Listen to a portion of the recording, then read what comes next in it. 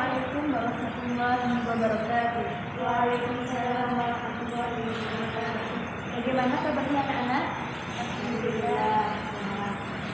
Alhamdulillah, semoga kita selalu dilindungi oleh Allah Subhanahu wa Ta'ala. Sebelum memulai pembelajaran hari ini, alangkah lebih baiknya kita membaca doa terlebih dahulu. Monggo dipimpin. Doa Bismillahirrahmanirrahim.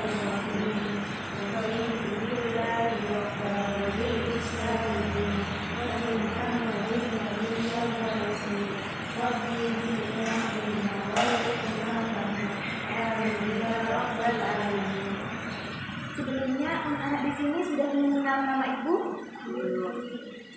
Kalau belum, kita kenalan terlebih dahulu ya. Karena ada pepatah mengatakan tak kenal maka tak sayang. Sebelumnya nama ibu Dewi Soleha bisa dipanggil Ibu Dewi. Sekarang giliran ibu mengetahui nama anak-anak. Nama dulu. Kenapa kalau saya ada mahasiswa dari anak-anak? Benar ya. Selanjutnya, Nama saya adalah Mawati Sanjung Ade. Alhamdulillah ibu telah mengenal kalian, kalian juga telah mengenal ibu. Kita banyak-banyak bersyukur kepada Allah karena pada hari ini kita masih diberikan kesehatan, kekuatan sehingga kita dapat mengikuti pembelajaran pada hari ini. Banyak sekali di luar sana yang tidak bisa seperti kalian. Ada halangan-halangan ketika menuntut ilmu seperti sakit atau hal yang lain. Kalian ini bersyukur sekali bisa diberikan kekuatan dan kesehatan untuk bisa mencari ilmu sampai detik ini. Dengan mengucap hamdalah bersama-sama, kita sebagai bentuk kita syukur kepada Allah. Mari bersama-sama. Alhamdulillahirabbil alamin. Sebelum menginjak pada materi hari ini, Ibu akan sedikit mereview materi-materi kemarin. Kemarin kan yang mengisi bukan Bu Dewi ya, tapi Bu Fatimah. Nah sekarang Bu Fatimah ada halangan, jadi tidak bisa hadir, ya diganti oleh Bu Dewi. Nah kemarin kita kan sudah membahas tentang materi bersuci. Apakah masih ingat apa itu bersuci? Apa? Menghilangkan najis, ya benar. Apalagi? Apa?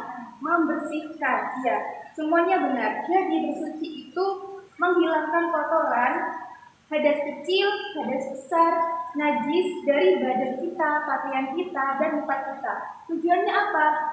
Agar kita ketika hendak melakukan ibadah nantinya dapat diterima atau sah. Tujuan lainnya bersuci adalah agar badan kita, pakaian kita, tempat kita itu suci dan bersih. Nah, pada hari ini kita akan membahas tentang materi yang sangat berkaitan dengan bersuci. Ada yang tahu kita akan membahas apa sekarang? Tidak tahu. Sekarang kita akan membahas tentang sholat.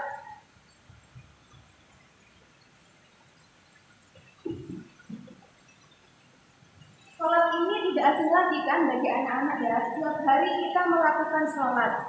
Sholat itu ada 5 waktu. Apa saja? Subuh, zuhur, asar, maghrib, isya. Nah, hukum melaksanakan sholat ini adalah wajib. Kalau wajib berarti ketika melakukan mendapat pahala, ketika ditinggalkan mendapat dosa. Nah, mengapa sibuk kok dihukumi wajib? Karena menunaikan ibadah sholat ini merupakan rukun Islam yang keberapa?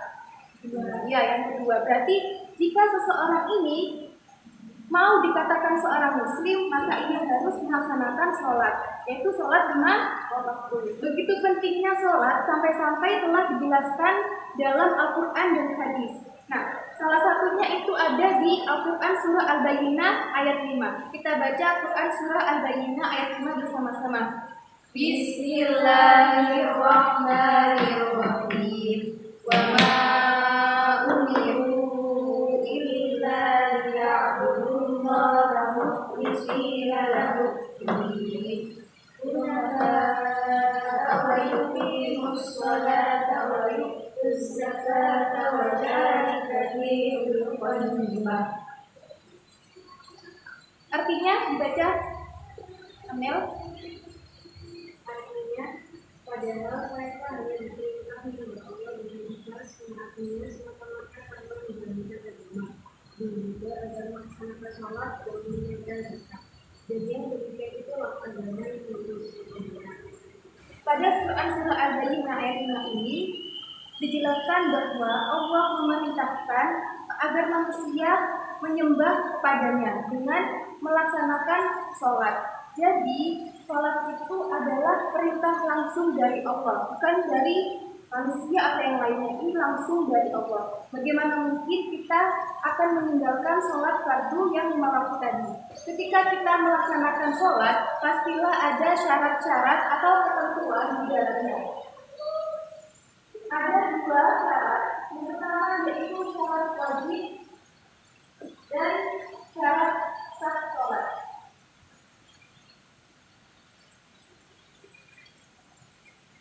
Apa itu syarat wajibmu? Syarat wajib ini merupakan ketentuan di mana seseorang itu diwajibkan untuk melaksanakan sholat. Yang pertama syarat wajibnya yaitu Islam. Seseorang yang beragama Islam, baik itu Muslim perempuan maupun Muslim laki-laki, wajib hukumnya melaksanakan sholat tanpa terkecuali. Yang kedua yaitu balik. Apa itu balik? Ada yang tahu apa itu balik? Balik adalah dewasa. Dewasa tanda-tandanya kalau perempuan itu telah mengalami yang namanya haid. Kalau yang laki-laki telah mengalami mimpi basah. Kalian ini kan kelas 7 MTS ya. Misal kalian ini belum ada tanda-tanda balik ini, akan tetapi kalian itu bisa membedakan mana yang benar dan mana yang salah. Nah, jikalau kalian itu telah bisa membedakan mana yang benar, mana yang salah, berarti kalian terkena syarat wajib sholat. Berarti harus sholat. Seperti itu. Yang ketiga yaitu tidak dengan akalnya.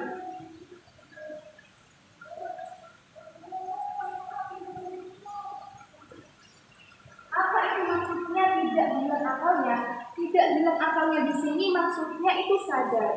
Contohnya orang yang pingsan, orang yang mempunyai penyakit gila, dan orang yang terkena obat bius, maka ia tidak terkena syarat wajib sholat, tidak wajib sholat. Akan tetapi ketika ia sudah sembuh atau sudah siuman, maka ia harus mengkodok sholat. Apa itu mengkodok sholat?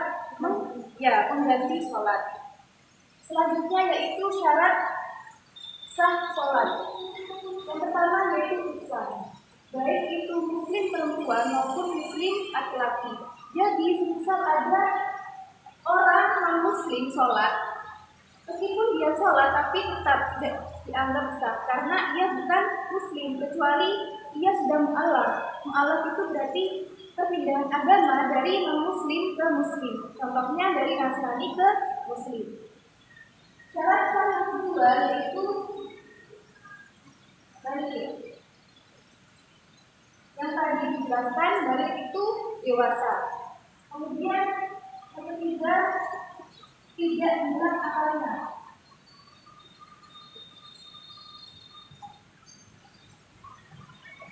Sama, tidak dengan akalnya, tidak pingsan, tidak sedang terkena obat bius, dan tidak sedang mengalami penyakit gila. Kemudian yang keempat menutup aurat.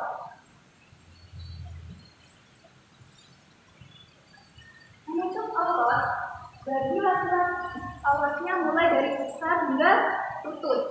Kalau perempuan seluruh anggota tubuh kecuali wajah dan telapak tangan. Syarat sah yang kelima adalah suci dari hadas. Suci dari hadas kecil maupun hadas besar. Hadas kecil contohnya kencing, BAB, dan kentut. Contoh hadas besar contohnya haid, wilada, keluarnya mani, dan sebagainya. Yang keenam adalah suci dari najis. Yang kemarin telah kita pelajari, najis ada 2. Tiga. Apa saja? Mukhafafah, mutawasithah, dan mudalladhah. Yang ketujuh, syarat sah salat itu adalah menghadap kiblat.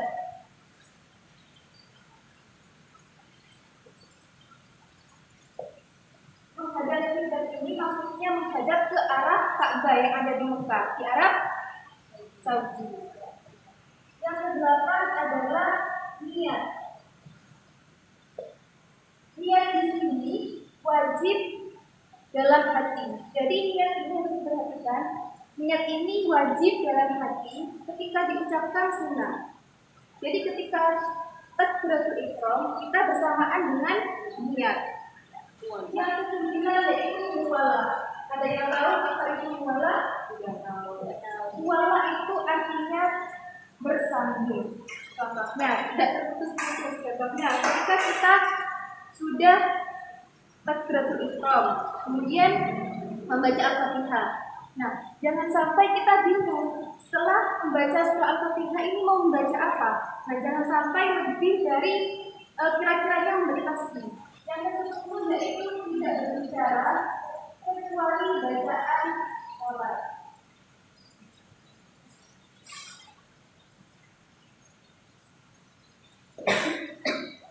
Contohnya, ketika kita misalkan kita sholat di kamar ya, kemudian di pintu depan itu ada yang mengetok, Assalamualaikum. Nah, terus kita bilang, Waalaikumsalam, saya di dalam, silakan masuk. Itu udah berapa dah?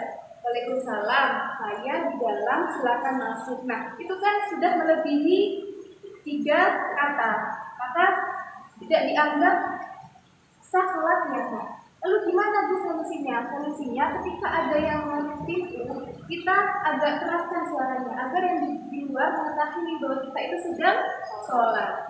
Ya, kemudian yang ke-11,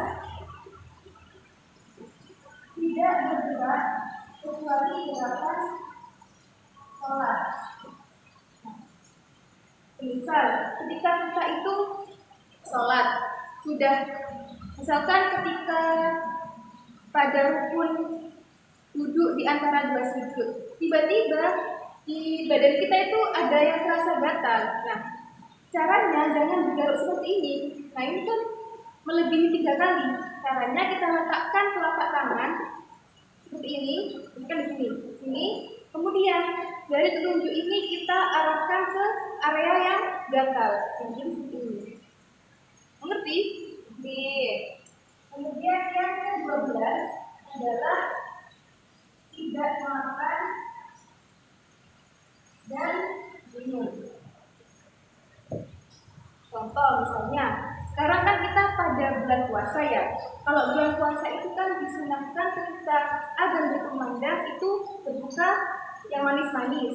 Nah, contohnya kita berbuka kurma atau permen. Nah, misal kita berbuka kemudian ada iqamah sudah berkumandang. Nah, kita tergesa-gesa, tidak sadar bahwa kita itu sedang mengunyah permen. Nah, ketika kita itu berada pada rukun takbiratul ihram, takbir, kita ingat, saya kan makan permen. Nah, ketika itu salat kita menjadi batal bukan lagi ya. Yang ke-13 masuk waktu sholat. Nah, masuk waktu sholat ini bisa ditandai dengan adanya azan berkumandang. Misal, dulu ini mau sholat subuh, tapi masih qiraah. Nah, itu belum dikatakan masuk waktu sholat. Dikatakan masuk waktu sholat ketika azan berkumandang. Yang terakhir, syarat sholat adalah tertib. Tertib itu apa, Bu? Tertib itu adalah berurutan.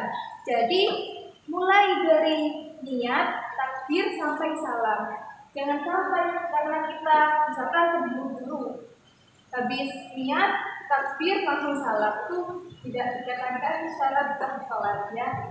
Setelah kita mengetahui syarat-syarat dan ketentuan-ketentuan yang ada di dalam sholat, baik itu syarat sah sholat maupun syarat sah sholat, selanjutnya kita akan membahas tentang rukun sholat. Nah, sebelum kita membahas rukun sholat, ayo ibu ingin kita rileks terlebih dahulu. Ayo silakan berdiri.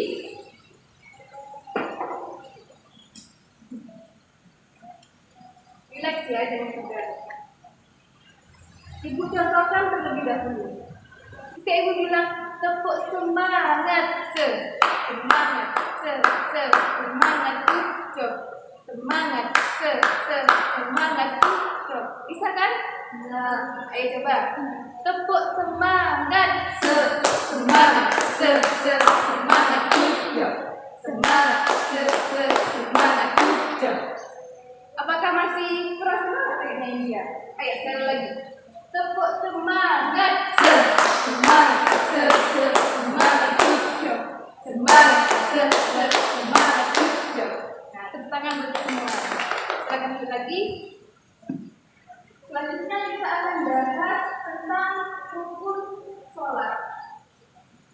Ada yang tahu pengertian dari rukun sholat itu apa? Rukun sholat merupakan perbuatan yang harus dipenuhi ketika kita melaksanakan sholat. Ada 13 rukun sholat. Yang pertama yaitu niat. Niat ini wajib di dalam hati ketika diucapkan menjadi suci. Nah, ketika niat ini dibarengi dengan takbiratul ihram. Jadi contohnya, misalnya guru mau sholat subuh, sholli fardhu subuh rakaatain mustaqbilan qiblati ada. Kalau makmum, kalau imaman lillahi ta'ala. Allah. Nah, ketika Allah dalam hati lakukan saya niat sholat fardhu subuh 2 rakaat karena Allah Ta'ala. Allahu Akbar. Nah, itu. Ya, paham ya? Yang kedua yaitu rukun yang kedua yaitu berdiri. Berdiri di sini yaitu bagi yang mampu. Yang mampu itu seperti apa itu? Yang mampu itu seperti saya. Misalnya ini kan masih muda ya. Insya Allah kuat ya untuk berdiri. Kuat. Yang ketiga rukunnya yaitu takbiratul ihram. Takbiratul ihram tadi itu dibarengi dengan niat tadi Allah.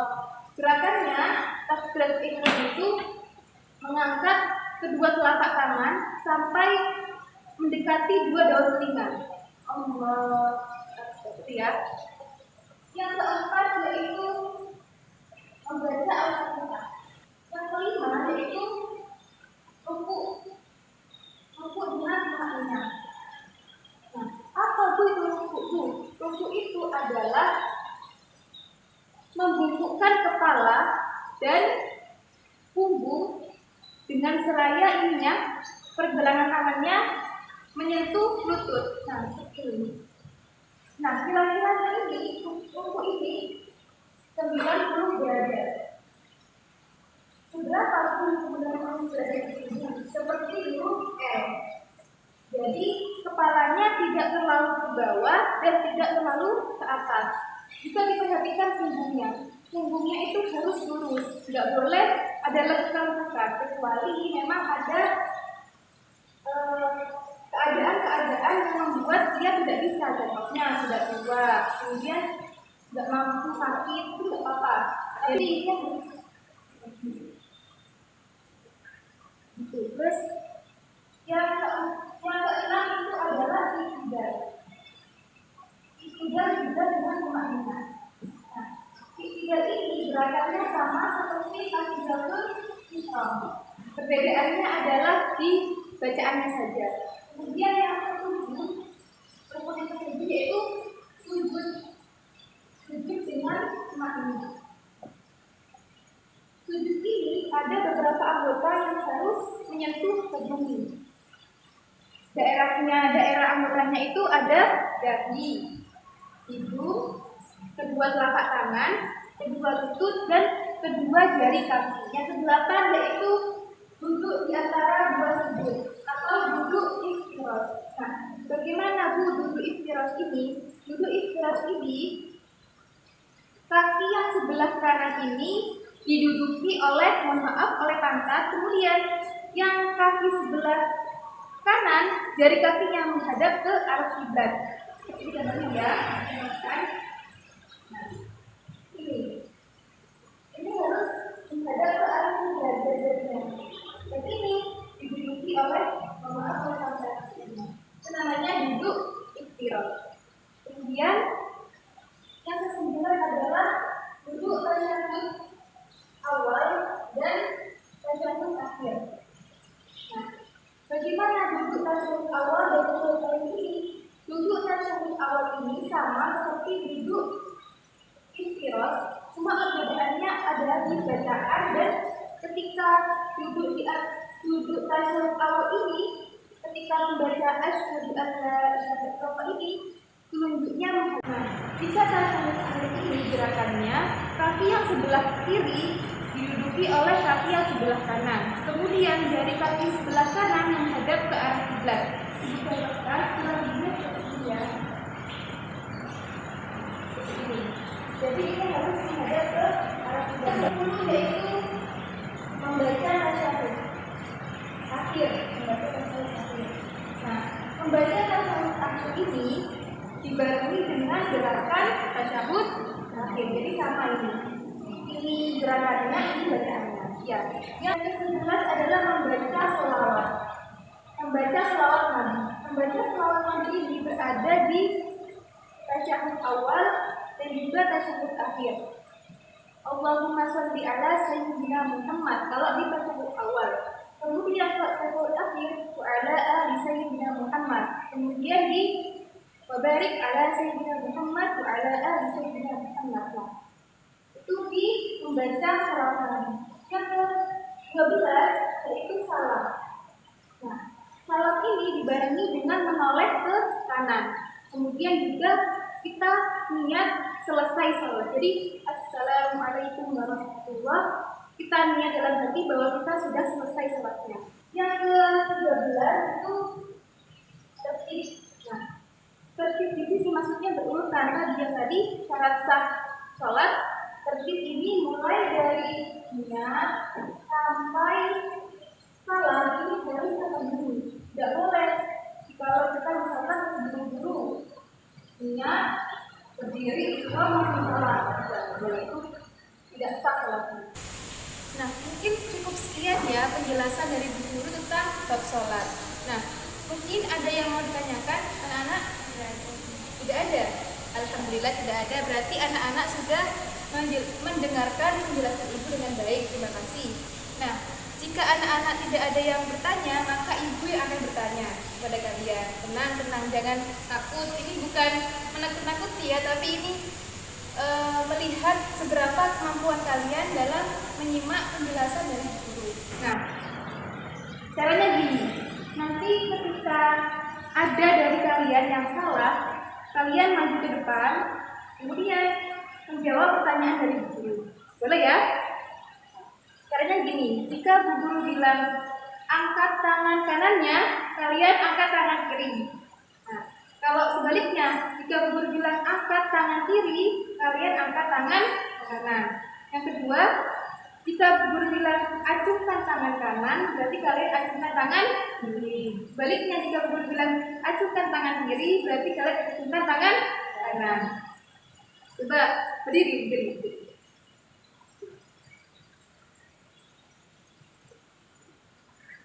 Ayo fokus dulu.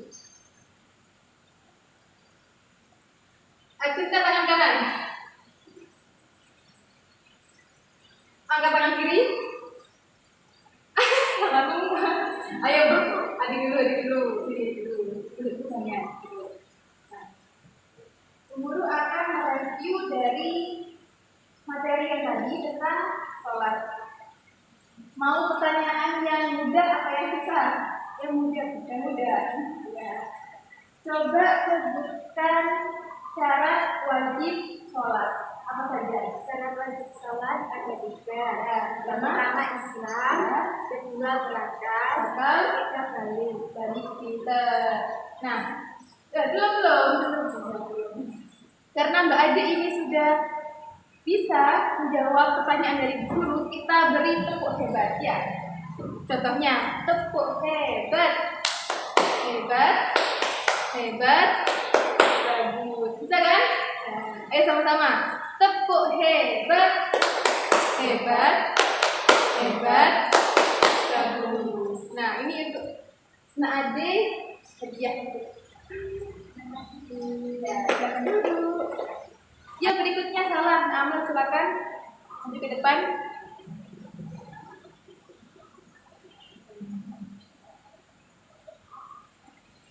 Kayaknya anak Amel itu mau dikasih pertanyaan yang sulit ya kayaknya ya. Yang mudah. Yang mudah. Mudah-mudahan saya bisa.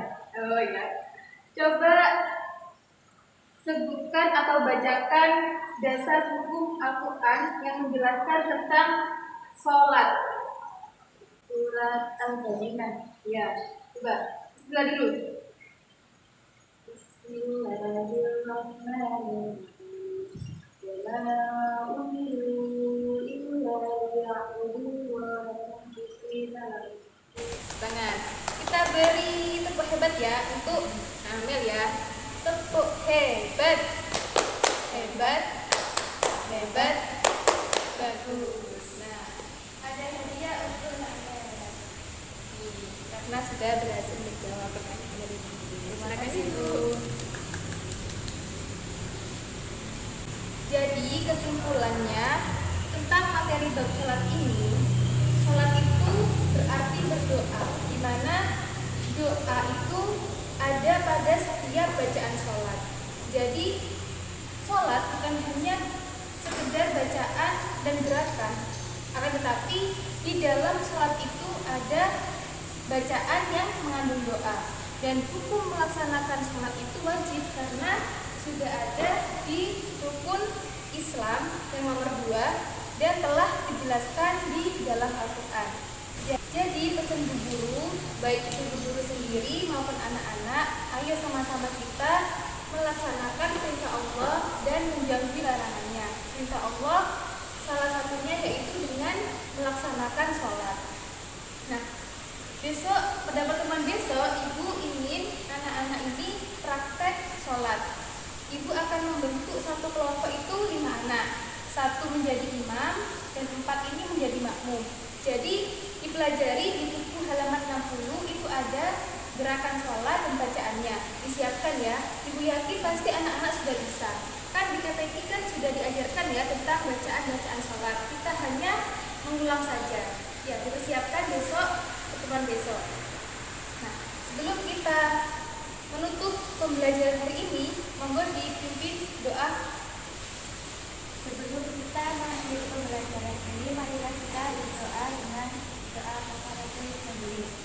Bismillahirrahmanirrahim. Subhanakallahumma wa bihamdika asyhadu an la ilaha illa anta astaghfiruka wa atubu ilaik. Alhamdulillah pembelajaran hari ini sudah selesai. Semoga ilmu yang kita pelajari hari ini bermanfaat, barokah untuk diri sendiri dan orang lain, dan juga bisa mengantarkan kita kepada kebahagiaan dunia akhirat. Amin. Al-Fatihah.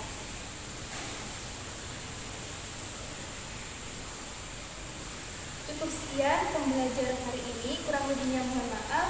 Ibu tutup. Sampai ketemu di pertemuan selanjutnya. Assalamualaikum warahmatullahi wabarakatuh. Waalaikumsalam warahmatullahi wabarakatuh. Assalamualaikum. Waalaikumsalam.